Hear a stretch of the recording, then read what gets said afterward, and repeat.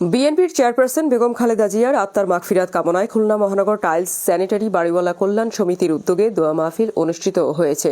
বুধবার 14 জানুয়ারি 2026 বিকাল 5টায় খুলনা মহানগর টাইলস অ্যান্ড মোজাইক দোকান মালিক সমিতি, Khulna sanitary and door merchant association এবং খানজাহান আলী বাড়িওয়ালা কল্যাণ সমিতির উদ্যোগে প্রফেসর ডাক্তার ইসরাইল বিশ্বাসের সভাপতিত্বে দোয়া মাহফিল অনুষ্ঠিত হয়।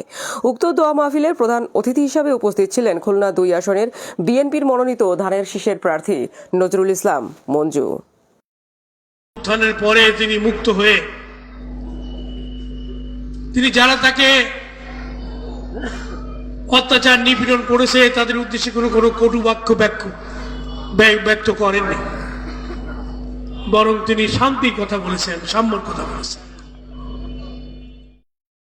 এছাড়া উক্ত দোয়া মাহফিলে অন্যান্যদের মধ্যে উপস্থিত ছিলেন খুলনা মহানগর টাইলস অ্যান্ড মোজাইক দোকান মালিক সমিতির সভাপতি Mohammad Saiful Islam Miraj, Khulna sanitary and door merchant অ্যাসোসিয়েশনের সভাপতি মোহাম্মদ শহীদুর রহমান, খানজাহান আলী বাড়িওয়ালা কল্যাণ সমিতির সভাপতি মোহাম্মদ কামাল আহমেদ, মহিলা দলনেত্রী ইসমাতারা কাকন, খানজাহান আলী রোডের বিশিষ্ট ব্যবসায়ী মোহাম্মদ মুনির হোসেন সহ খুলনা মহানগর থানা, ওয়ার্ড ও ইউনিটের বিভিন্ন পর্যায়ের নেতৃবৃন্দও উপস্থিত ছিলেন।